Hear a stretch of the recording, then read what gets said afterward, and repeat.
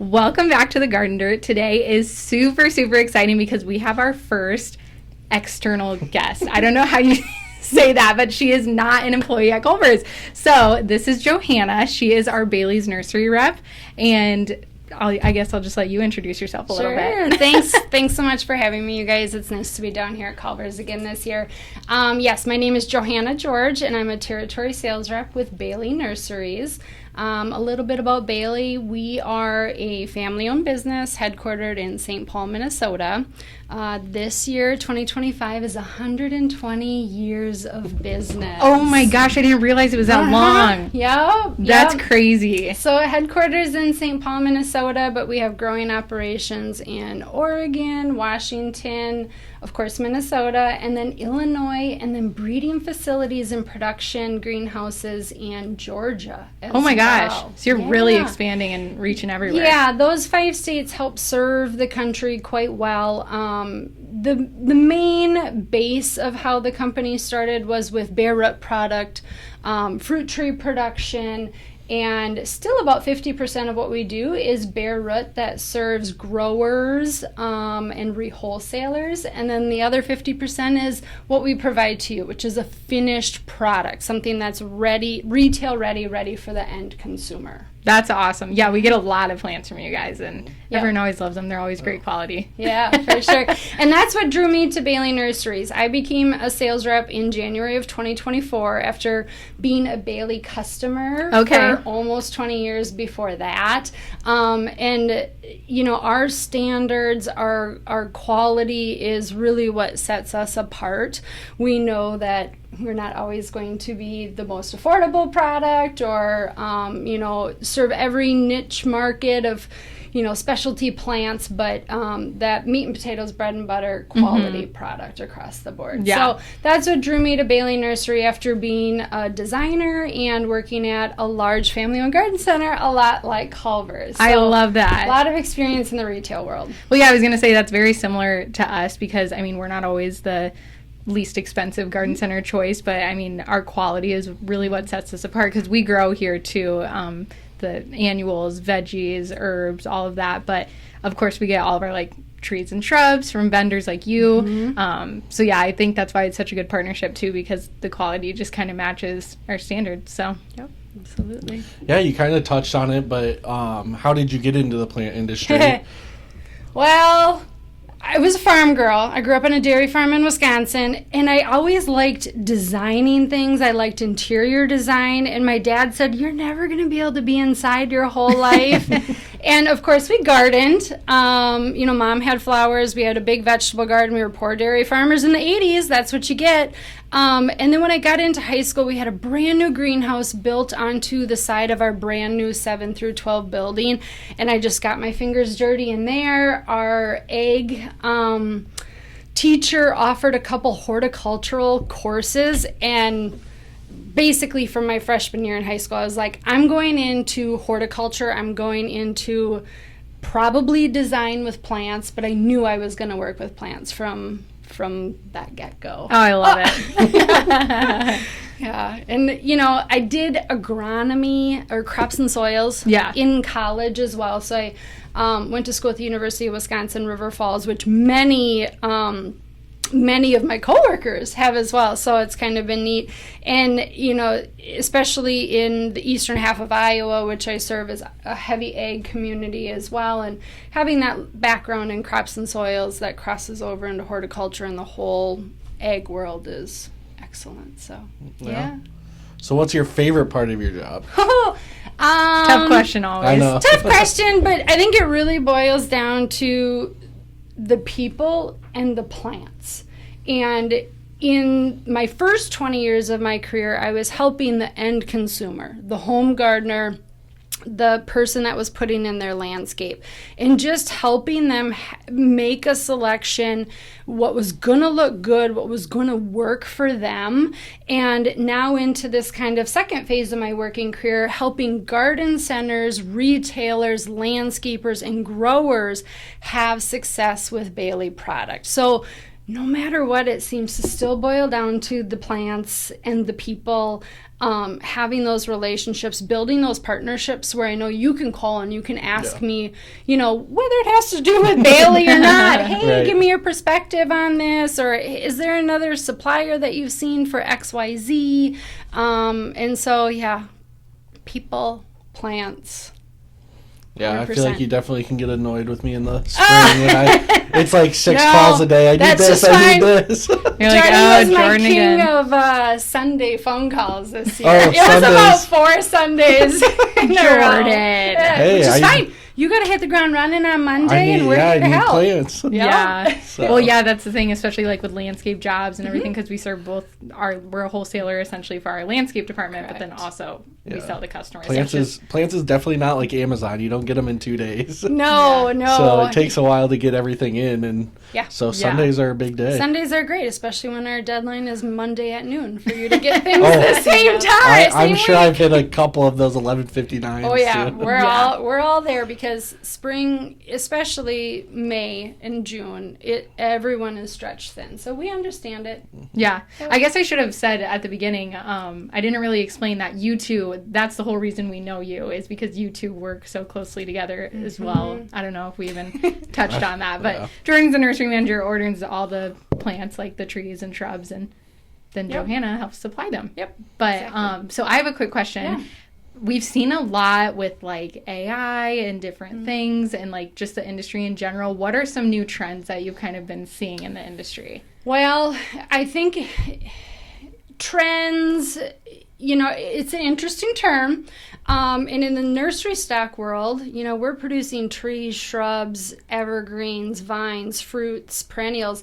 Turnover the production, the breeding isn't overnight. It takes sometimes 7 years to bring a product to market. So sometimes you can't necessarily work with trends. However, from the garden center perspective, the landscaper, the general public, there's still a lot of emphasis on dwarf plant material, compact plant material. Of course, we're always looking for unique foliage or growth habits. Like our Eclipse hydrangea that was released in 2024, that is in our first editions plant brand. That's kind of a side note. So Bailey Nurseries owns 3 national plant brands. First editions plants, where a lot of our breeding work goes into, but also outside genetics, Easy Elegance roses, and Endless Summer hydrangeas. So those are a little more consumer facing. The general public doesn't always see Bailey Nursery. They sometimes see those plant brands.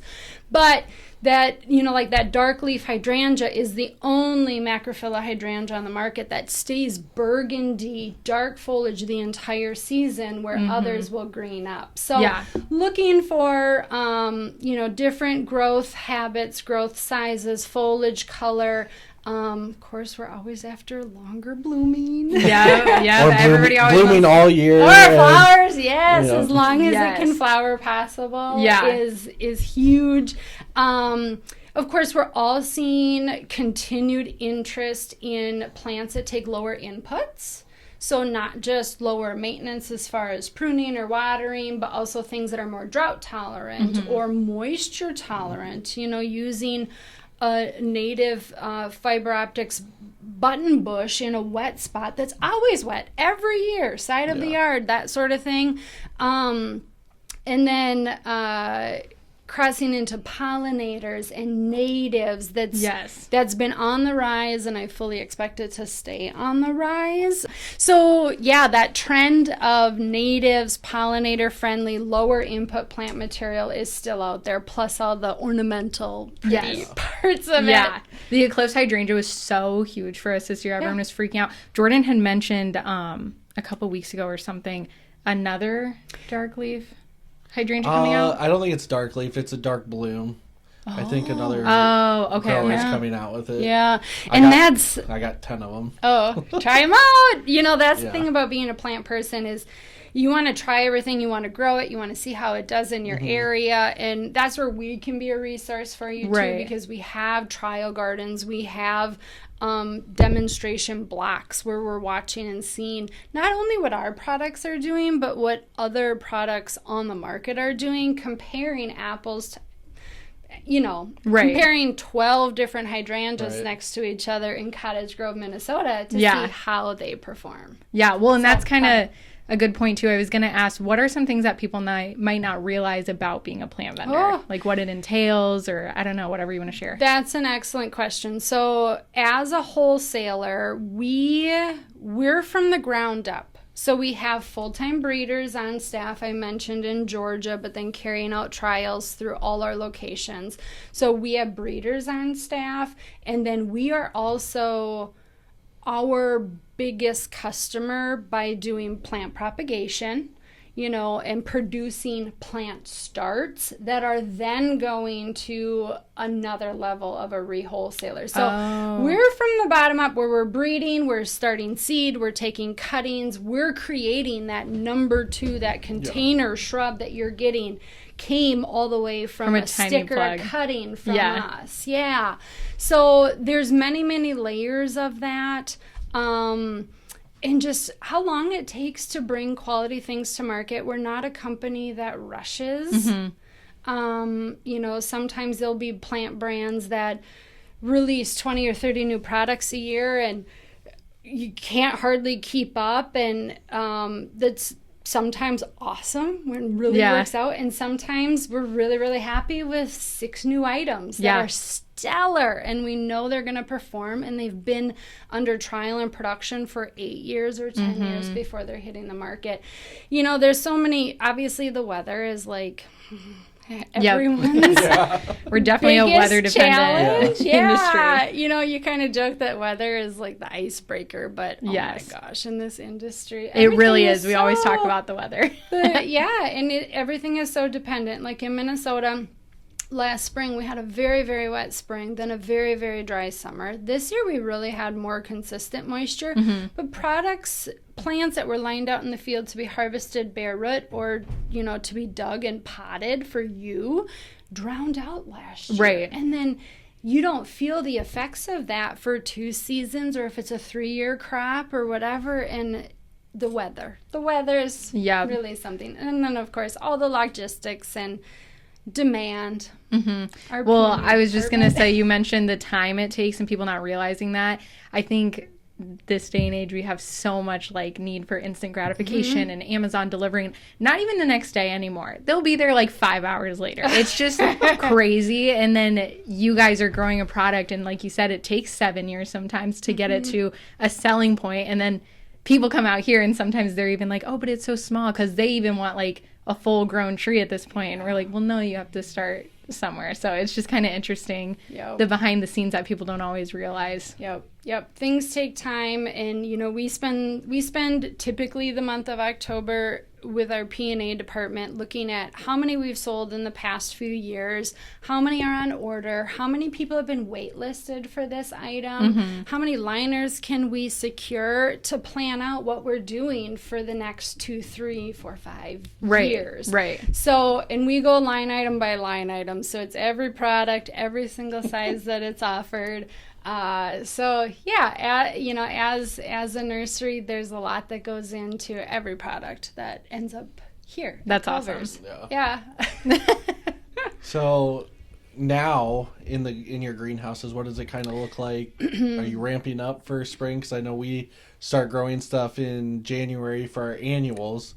When do you guys kind of start ramping up for next year's shipments? Yeah, so it depends on the crop line. So as far as bare root products, so that is plant material that has been grown in a field during the season, and then it gets lifted out or harvested, and that goes into our coolers. And those are huge concrete warehouses, 34 degrees, 98% humidity. They get graded and stored, and then they ship to our customers in spring. So right now we are harvesting that product out of the fields. We could have used a little cooler weather in October to get started, but most of it happening in November.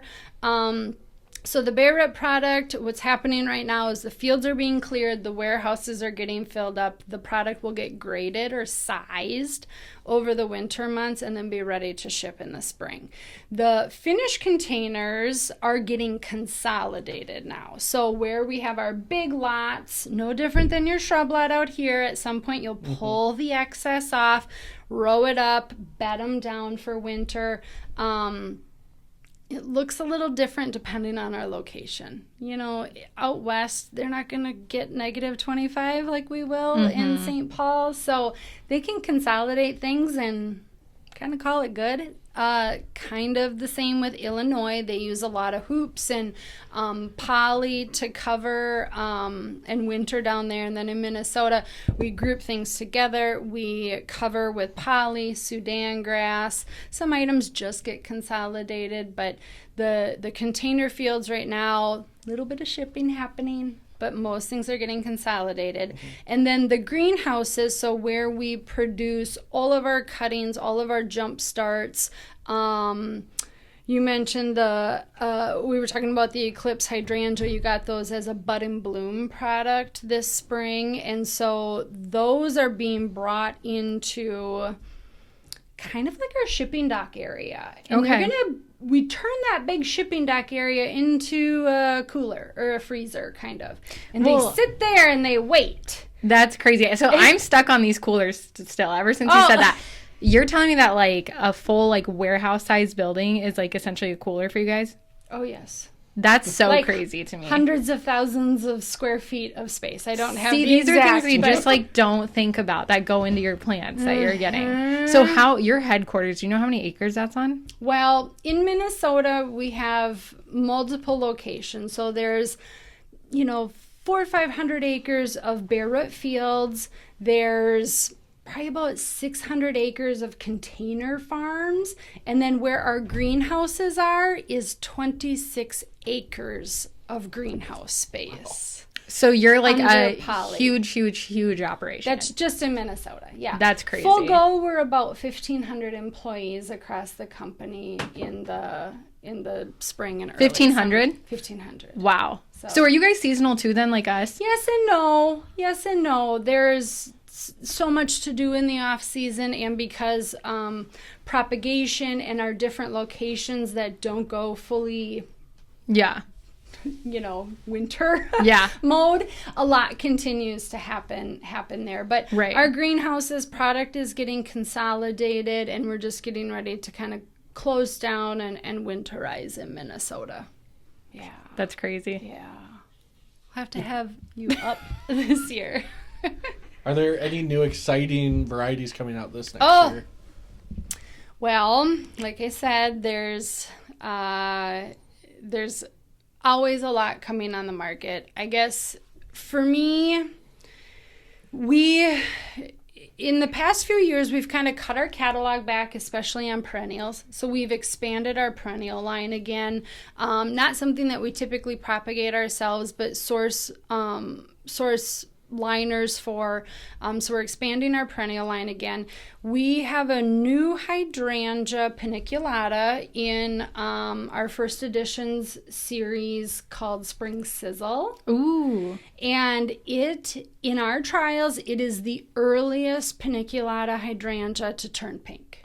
So there's some others on the market that, even in their names say they turn color pretty quickly. Yeah. In our trials, this is even earlier. So I would expect down here by maybe the 20th of June, you have pink. I was just going to say, when will they be on the market then? They're available now. You could have technically shipped a few this fall. We would have let that go. Next spring. Next spring. Well, then I need I was going to say, do you have any coming? Well, I have your order recap somewhere. This is the first I'm hearing of them. We talked about everything else, but apparently not. They're ready to go now. So Spring Sizzle is a great new hydrangea on the market.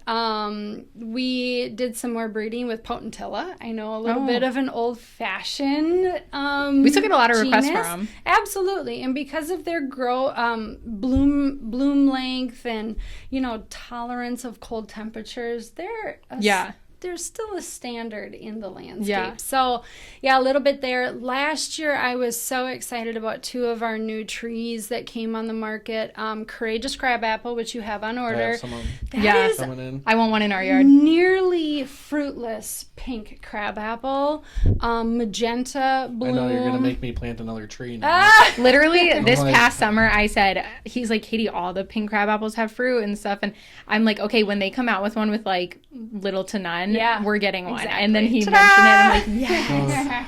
Yeah, and I So hope, we got to plant one. you know, it'll be interesting to see Phil's does that rolling his eye. keep getting worked with so it becomes fully fruitless. But Yeah. you in years of production, little to no fruit produced. So Yep. So one will be going to exciting. our yard. So we'll have 9 left. Yes. So come and we get them can all get they're hot. more if needed. Yeah. What is your biggest, as a wholesaler, what's your biggest challenge in getting your product from your wholesale greenhouses to the nurseries like ourselves? Well, there's a number of factors that go into it that can be a challenge. I would say labor, which I think all of us in this industry are aware of. The general public might not be so aware of it, but Right. getting people into this industry, getting people to do the hard physical job that this industry requires. We have H2A workers Okay. that work at almost all of our locations to fill the numbers that we need. So where are they each from? Site. Most of them are from Mexico or Okay. South America. Yep. To kind Because of we have that some whole- H2B workers in Yeah. our, they're from Jamaica in our Yeah. service department. Yep, So, yep. yeah. I have a couple other customers that have H2B workers as Yeah. well. I think some from Guatemala and Yeah. so on. So it's They're a great it's help. it's a source that we absolutely that is vital to our industry. Mm-hmm. I think vital to horticulture and agriculture in general. Of course, trucking and racks Yep. and freight costs are all a huge part of what could be a challenge of getting the product from us to you. Those are real costs. Those are real time things. Can we get a truck? Can we fill a truck? Is it efficient? Right. And what is it going to cost? And what does that end up adding on for your end consumer? So we've worked really hard in the past year to work on some set freight rates for our retailers, which has been very helpful to allow you to know what to expect, what that cost is going to be when that product lands. Well, and I So- think that's something else that a lot of customers don't think about. It's like, they're like, well, can't you I just want 2 more of this. Can't you just get them in? And it's like, it's not always that easy because there's so much that goes in behind the scenes. And like, you have to build a whole truck Yeah. to like get it here sometimes. You know, it's not just like throw a couple in a van, they'll run them down type of thing. Yeah. So it's a process. Yeah, and we have streamlined. We brought in a company called Flow Vision to look at what we were doing to figure out where we can become more efficient, and that goes all the way to going out and we batch pull now. I'm not going out there and pulling just what Culver's wants to ship this week. I'm going out into that 200 acres and I'm pulling all the Fireside 9 bark that are going to go out that week, not just what Culver's has And on prepping. order, and working with that. So we've spent a lot of time, especially in the last 5 years, making things more efficient, which in end is safer, more cost effective for us, more cost effective for you. So yeah, we can't just send down one plant willy-nilly. No, it's just crazy. It to doesn't think quite about. work that way. I just So can't even like building fathom racks. your guys' like watering processes and like just everything that you guys do, like taking care of so many plants on such a large scale. Like it's millions of plants. That's insane. I think last year was just shy of 2 million bare root plants and just shy of 2 million containers. So on a normal year, we were selling between 3 and 4 million. Wow. Yep. So- And they go all over, you know. Yeah. So we don't usually do bare root Yep. plants, but I know you've talked about it a couple times. So if you just want to explain what a bare root like shrub would be, and Yep. So we offer 3 main product lines. The first being bare root. So that is sometimes it's just a small rooted liner. So we took a cutting, we stuck it into either a soil plug in a tray or into a sand bed, and it created roots. We pulled that out, or we plucked it out of the tray, and we went and put it in a field. It grew out there for 1 year, 2 years, or 3 years, and then we came through with a machine and we lifted it out of the field, and then that's what goes into the cooler. And it's literally the stems and the roots. It's a bare root shrub or a bare root tree. And then that many times goes into the container that you're getting here at Culver's. Like the 2 gallon, 3 gallon, 5 gallon. Exactly. Yep. So we take that bare root plant, we pot it up, and depending on the crop, sometimes it's a 6 to 8 week process and it's ready for you. Sometimes it's 10 to 12 weeks. Sometimes it gets potted in August and you don't take them until like June of the next year. So to spread out labor and space and crop time, so we don't have 62,000 of these on hand at one time. We want 6,000 at a time. Right, and you have to schedule all that. Correct. So that dictates what gets potted when. So bare root is literally a bare root plant, and it has so many applications. Sometimes landscapers are using them straight when they're doing windrow or windbreaks or high population plantings. Sometimes a grower will pot them up themselves and then sell them. Sometimes they are for conservation needs or whatever. Right. So then the second is a jump start. And so a jump start is geared towards a rewholesaler or a retailer that wants to grow some product yourself and sell it. So it's a small shrub rooted into either a 3-inch cell or a 5.5-inch square pot. And that's something you can put into a 2 gallon or put into a 5 gallon, finish yourself and sell. And then finish containers, which is what you guys do. So it's a product that we grow from basically a cutting all the way up to something that a homeowner is ready to put in their yard. And so how long, I know it's not exact on each one, but for us to get a container in, how long would a shrub be grown, like a 3 gallon, and then maybe a 10 gallon tree? How many years does it take to get to that point? Yeah, so a number 2 or a number 5 shrub, depending on the crop, could be kind of like it's 2 years old. So a cutting into a jump start, and then that jump start is put into a pot the next spring, and then maybe that's ready in August of that next year. So definitely a couple seasons. The bigger, probably a 3rd season. A number 10 tree.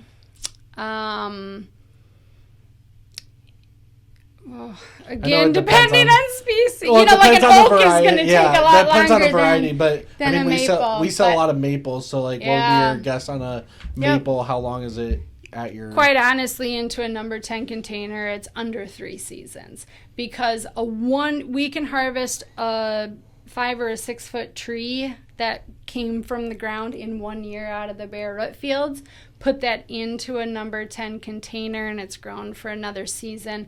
Our number 10s, before we call it a true number 10, is it would be a 1-inch caliper trunk. Okay. If it doesn't reach that 1-inch caliper, then we call it a number 10 6 foot. But okay, because I think a lot of customers, we get a lot of questions of people being like, what's the difference between a number 2 and a number 5? Like, they look the same. Or I think it's, mainly size and maturity.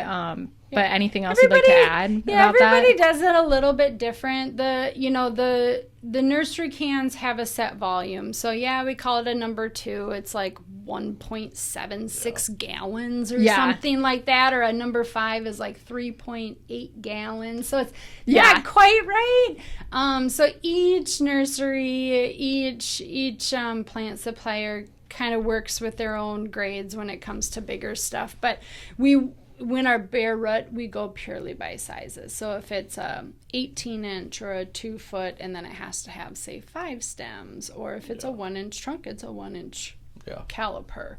So, bare root is graded a little bit different than containers, but it takes time. Some things are quick. Yes.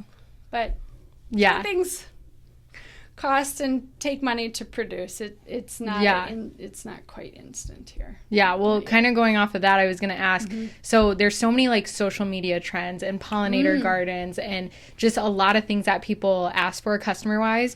How much of that do you take into consideration when you're growing? How much do you, because we've talked about several times now, like it takes years. And so sometimes when there's a trend for a year, that might not be the trend next year. I mean, and we did talk about how pollinator gardens are always going to be good, you know, for pollinators, and I think they're going to keep growing. So maybe you take that into consideration more than others, but I don't know. Can you touch on that a little bit? History is our best friend when it comes to how much and how many we need to produce, because we can see, okay, we sold this many this year, this many the year before, this many people were on the wait list this year. How much chatter is there about plant material? It's all part of the conversation, and it's a big, long conversation about what direction we want to go. Just because there's demand for it out in the garden center does not mean it's something that can be easily produced. And I think that's very true when you look at natives and pollinators.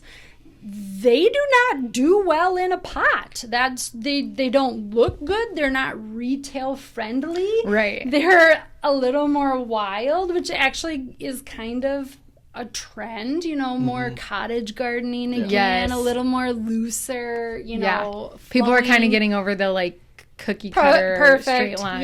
Yeah. So, but it's not just if there's a demand there. Is it being produced? How does it need to get propagated? Can we grow it in a pot successfully? We've even dropped plants from our own lines in our own breeding program because we cannot successfully grow it in a container to get to the mass market. Gotcha. Like, oh, it's a beautiful hedge plant, but boy, we can't produce that in a number 2 pot. How can I get it to the end consumer when I can't grow it in a pot? Yeah. So it's a challenge, but we definitely are aware. We, as a company, spend a lot of time on surveys and sampling out in the general public. What are they looking for? Watching their buying trends. And that all goes into that. Like, oh, we're seeing, this change from the demographic or whatever it is. So we spend a lot of time and effort in that. I think our marketing department started with 1 or 2 people, and now we have a team behind us that is also a team for our retailers. So everything that we're doing is for you, and however we can help you, that's our goal. So yeah, that was kind of a long round. Yeah, you guys are very full service. Yeah. I love it. Yeah, but we try to take it all into consideration, and we do what we can to produce, what the market is looking for. So kind of looking more at collaboration, what does it take to have a successful partnership between a wholesaler like yourself and then a retailer like Culver's, Jordan? I mean, I can start from Jordan's like, I'm going to talk about it. My side, it's definitely being available. That's the biggest thing. Sometimes I'm not in my office, so being able to make that phone call on Sundays to get a hold of somebody to get the plants in the next week or the following week is a big thing. And also them kind of have a little leeway, because sometimes I'll ask the same question 900 times because I'm, again, not in my office, so I'm asking it, and then they tell me, and I call them 20 minutes later and ask the same thing, just because the spring can get busy. And also having them come in. I mean, you come in quite a few times a year, which is always nice to have a face behind sending an email or making a text, and also them being willing to work with you and help you figure out what plants. Hey, she'll come in and be like, hey, this plant I've seen's really selling right now. Do you want to bring some in? Or I'll send you a sample, and we can see about next year. So that kind of communication back and forth, and them really trying to help you sell different products and the new products that come in. He's really gassing you up. Yeah, that's good. Well, it sounds like you're pretty much on call for Jordan all the time. I'm so sorry. This is very similar to what all of our retailers need. You need to know what's on the cutting edge. You need a response from a sales rep. You want us to be present. Availability, of course, goes into all of it. And we understand that as a company that, the support you're looking for, and without being too overbearing or whatever, and totally understand when, coming from the retail world, I totally understand when you ask a question about something and then you need to ask it again the next day because you don't know what the answer was or what the question. Especially in May when you have like hundreds of customers a day, and then you're like, what did we talk about yesterday? Yep. And, kind of getting back to what we touched on earlier, knowing what to expect, what's going to come off of that truck, and that it's going to be retail ready, and your customers are going to appreciate that, and you don't have to take something, tuck it out back because it doesn't look good. Granted, they are living goods. Right. It happens. Sometimes it happens, but I would say with you, I usually don't have to worry. They're like, oh, do you need to look at it? I'm like, no, just unload it. Let's get it on the floor. To go. But that matters. Yeah, that's kind of my next question actually is, you guys, whether you're a wholesaler or a retailer, the end goal is ultimately the customer and the public and the community. So how do you guys work together to get the best quality product for our customers? Sure. So I mentioned just a couple minutes ago about paying attention to what the general public is looking for, and maybe doing breeding work towards that, or just making sure that, our Bailey standards are high. What we expect to land here at your garden center is high. And all aspects of our team, from all the way at the very top to whoever is pulling that order, are just as in tune with what you need and what you expect. And sometimes things will be pulled off on the dock, and I'll be like, Jordan, they're not going to send this. They just don't think it's good enough for your retailer. And that's actually something that I respect. Well, for sure. Yeah, super awesome. We definitely appreciate it too, because then at least I know before the truck gets there, like, hey, it's not coming, and it's not. It's way worse when you call a customer and I'm like, yep, it's coming, it's on the truck, and then it gets here and it's like, well, I can't sell that. I can't sell that to them, and then I have to go back to them and be like, make something up like, it didn't come, or they must have not put it on the truck. Jordan exposing honesty, Jordan. That's just say they pulled it. It came. It doesn't look good. If it comes from another vendor and it doesn't look good and we can't sell it. Yeah, it's just hard to be like. Hey, it just looks horrible. It's not. Yep. And I think your customer will appreciate that too. I think that's the big thing, is listening to our customer. I practice a lot of active listening with even my customers. Like, so what you're telling me is, or what you're looking for is, and then you get that confirmation back that you're on the same page. Well, and kind of going back to like labor and efficiency, and like it's just a waste of time to put something on a truck that's going to look bad. You're going to take up room on the truck for it, send it here, have the labor to load it and everything, get it here.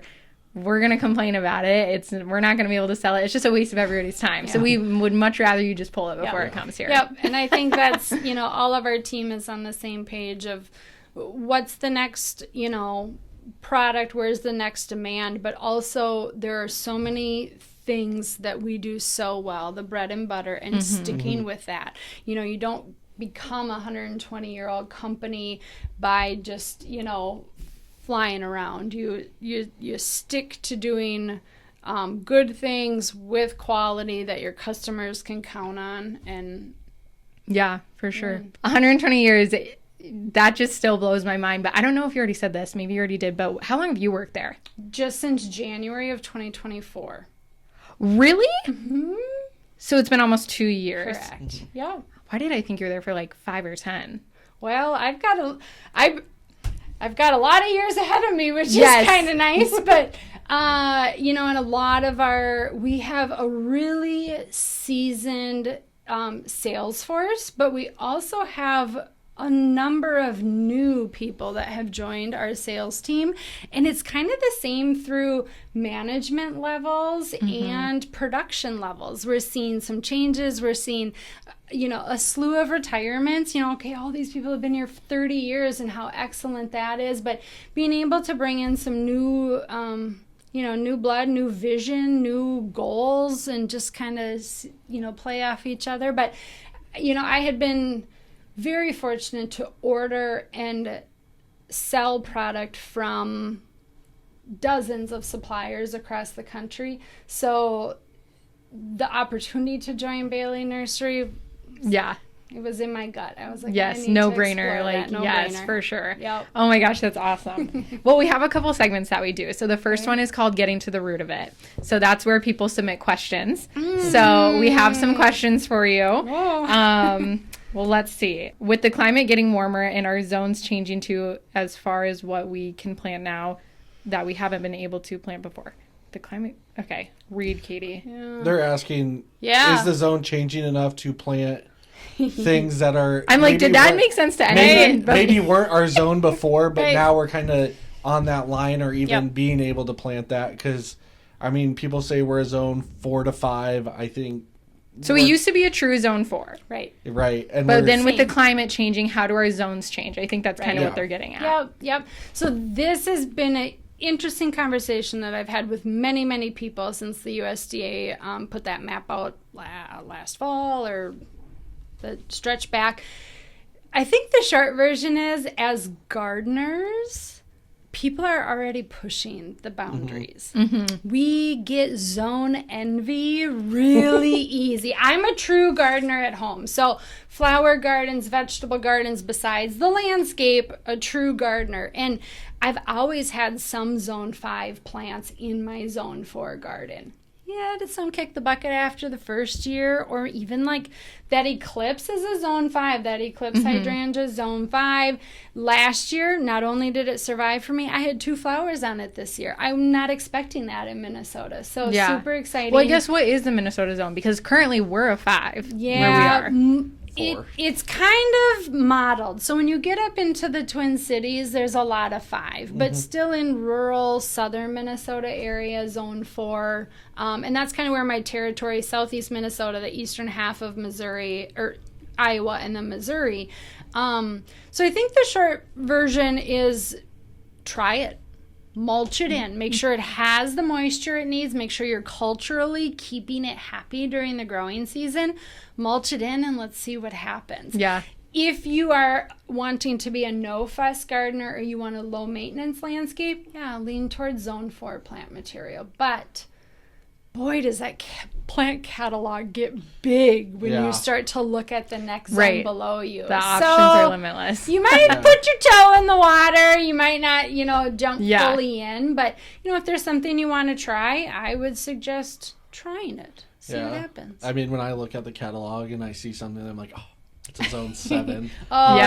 yeah, Or no. zone 6. We're still not a zone 6. Don't try it. Yeah, don't a lot try of zone zone 6. 6 stuff. No. But, I mean, I think we've moved over to zone 5 a lot more in the last couple of years. Yeah. But we have a Having lot of success. options. Like you said, like it's not like we're so limited with just zone 4 to 5. Like there's so many options. You guys are continuing to like grow new things. Yep. And don't be afraid to put a shrub in a container or even a tree in a container on the patio for the summer. And then plant it. Sure, plant I was gonna in say- the fall, or you know what? No offense, how much people spend on an annual planter? Well, there's no difference. Yeah. You're putting a summer crush, endless summer hydrangea in a pot that will bloom beautiful for the pink summer all and summer. then I thought you were gonna say Right. pot for over the winter, and I'm like, I tell people not to do No. that. No, don't do that. It's not realistic. Yeah, so Carol, she works in the garden center and greenhouse, and she does like arborvitaes, like smaller arbs in her pots for like some height and everything. And she's like, I mean, it's as much as like getting like a bougainvillea tree or something for the Exactly, summer. yeah. So she does that as well. You want a trellis jasmine, it's, Yeah, you gonna can use spend them the for bucks annuals, on but- it. Yeah. The other question is, we're getting into the winter months, and everybody always says like, you have to wait for the winter to prune oak trees. So can you touch on that a little bit and what to do for oak trees? Yeah, so during dormancy, which is typically December 1st through March 1st, that's going to be the best time to do 99% of our pruning, especially on crops like oaks or others that have known insect or disease issues, because during that full dormancy period, there's minimal chance of any, disease passing, or, there's no bugs present. So it just helps eliminate the issue by pruning during dormancy. Late winter, especially on things that start moving a lot of sap like our maples, you'll see some bleeding coming out of, cuts. But I think you can safely plan to prune most things December through March, except your spring bloomers, because then you're going to prune off your spring flowers. So, if you've got like a lilac tree or something, they've got their, wait until they're done flowering and then do your pruning. In the nursery industry, we're kind of a little bit of an anomaly because as we're working with like your number 10 trees that are going to land here, we do a prune during the summer months and sometimes even the last one closer to, by August 1st. So not to say it can't be done during the growing season, but there's sometimes some more precautions you want to take. But so if somebody buys an oak tree from us, for example, like they bought one this summer, do they need to prune it this winter? Do they wait a few growing seasons? It depends on what their goal is. If it's just like limbing it up to be able to mow underneath, maybe they do that first season, but maybe they really wait until the second or third season. Get that plant established, because we need to remember that pruning is a growth stimulant. Pruning is not a suppressant in a sense of keeping something small. We make a pruning cut to stimulate the growth where and how we want it. I don't think a lot of people think about it that way. Yep. Well, so speaking of pruning a little bit, somebody else submitted this a few weeks ago, so I apologize for getting back to it late. But I need to know about the best time to trim the bottom branches of a Colorado spruce tree that is 20 years old. Some branches are showing wear, no needles, and will it hurt the tree? Is it beneficial to trim them now? Yeah, they can go through and remove lower limbs that are dead or in the way from mowing anytime. Well, and I didn't realize, because I was talking to Bob about this too, that people intentionally, because he was saying they could leave them because it's just like an evergreen, and he's like they could leave them. He was like, no, a lot of people will trim them, and then it's like a stem and then the evergreen on the top, and he was like, some people like it like that, and I'm like, my husband prefers just that, like, and I do not. I think they're pretty cool. Funny. You're kind of turning it into an evergreen on standard, I guess. Kinda. Yeah, I mean, spruce are designed to have branches from the base all the way up. But yes, when they get shaded out, or, just start to lose a lot of interior needles, especially if it makes it hard to mow or trim around and you want to limb a branch or two up, there's really no timeline on that. They could go right ahead and do what they need to do. Okay. Perfect. Well, that's all the questions we had. Well, we missed one question. Oh, boy. We ask everybody. It's a big one. What's your favorite plant? Oh, yeah. This is going to be a hard one for you. I did not come prepared for that. And why is it a ginkgo tree? Oh! Clearly that's Jordan's. I don't blame you. We just got a couple of retaining walls built this week at our home, and I had said to my husband, I said, I think I want to put an autumn gold ginkgo just to the west of the deck. But slower growth rate, but so tolerant of so many things. Well, so I'm going to pick one that's in our First Editions brand. I think that's the easiest way for me to be like, okay, narrow it all down. Would be berry white hydrangea. Have we had that? I believe we have some coming in the bud and bloom. I think you do. Okay. So I'll have to look forward to that one. So berry white berry white won't be in bud and bloom, but I think you've had berry white before. I know I've had them. Yeah. So berry white is a 6 to 7 foot paniculata hydrangea, and it starts white, and as it turns pink, it goes towards like a cranberry red color.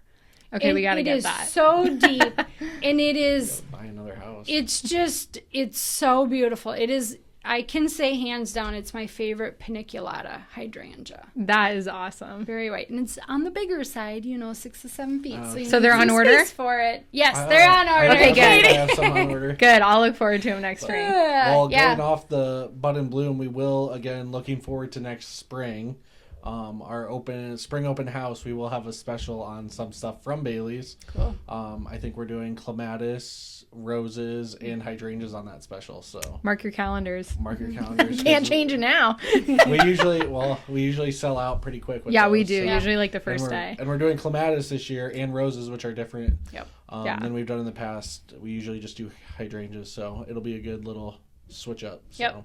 So our final segment is What's the Dirt?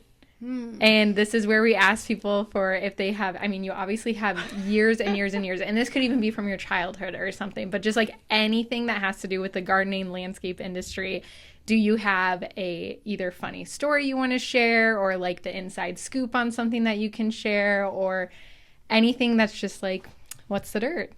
Oh, that's fun. That's fun. You said childhood. We sat underneath the cottonwood in our side yard snipping green beans as kids by the 5-gallon bucket. That was the worst thing ever. But then you say about what's coming down the line. I am so excited about some of the plant material that is going to be on the market in 2028. Really? 2029. Isn't it crazy to like think that far ahead? Yeah, I know. I planted something in my yard this year that, are shared with sales to try and see how it does. Yeah. When we got it, it didn't even have a name. Like, here it is, grow it, and it'll be something that's going to be released in 2027 now, and it does have a name now, but like...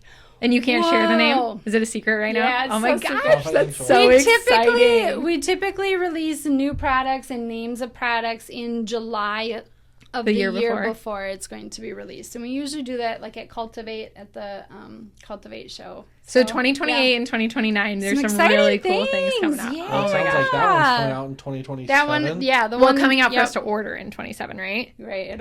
Yeah. And then so it'll be for the 2028 season. Nope, it'll be for 2027. Okay. Yep. But okay, so not that far away. We're starting to see the things that are on the docket for 28 and 29, and that's just so crazy. It is, because I work on the farthest I work ahead for like marketing purposes and stuff is like 6 to 12 months, and like we just ordered the calendar for 2026 and everything that I make, and so that to me is crazy. So you thinking about 28 and 29 for plants is just wild, but I love it. Yep. Oh, plant breeders all over the world are thinking years What ahead, colors? so. I know you can't say the name or what it is, but like what kind of color schemes Some are we talking? foliage color, which is part of what I'm most excited about there. At least 2 items with really neat foliage color. That are not on things you would usually expect to see the foliage color. Oh my gosh, I'm going to lose sleep over this now. A lot of zones 4 and 5. 4 and 5. Perfect. Yep. We want to trial most things at our Minnesota facilities, and then that way we know it can really go across the country pretty easily. If it can last in Minnesota, it can last in Iowa. Usually. Sometimes. Well, I think that's all we had for you today. Thank you so much for coming. I personally learned so much. Like, I'm not in the wholesale and, like, ordering world at all, and so for me, it was super fun to learn thank you way so more much. about what you do and how huge of an operation it is. It's crazy. Yeah, we'll have to go up to... Take a trip up there. Yeah, yes, that would be so fun. So. Little work trip. My cousins actually live in Minnesota, so maybe we could go up and visit. And... Yeah, you went up north fishing last year. You could have just... We didn't go fishing. We went hiking. That was to Canada. You're thinking we were in Minnesota. Oh, for graduation party or something. Yeah, that's what I texted her for a graduation. Oh, we had stopped and we stopped at a couple garden centers, and he texted to see if you were around. And so we'll that's come funny. up. We'll make well, thank you so much for coming. you. It's Thank seriously you been so so much. great. All right, thank you.